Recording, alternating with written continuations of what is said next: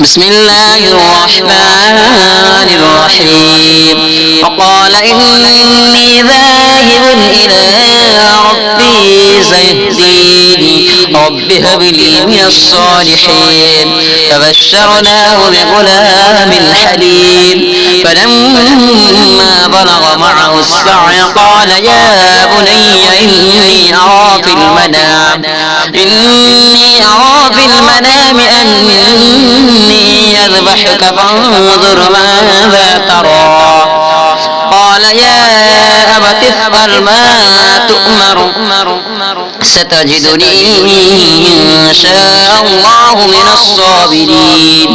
فلما أسلما وتله للجبين وناديناه أن يا إبراهيم قد صدقت الرؤيا إنا كذلك نجزي المحسنين.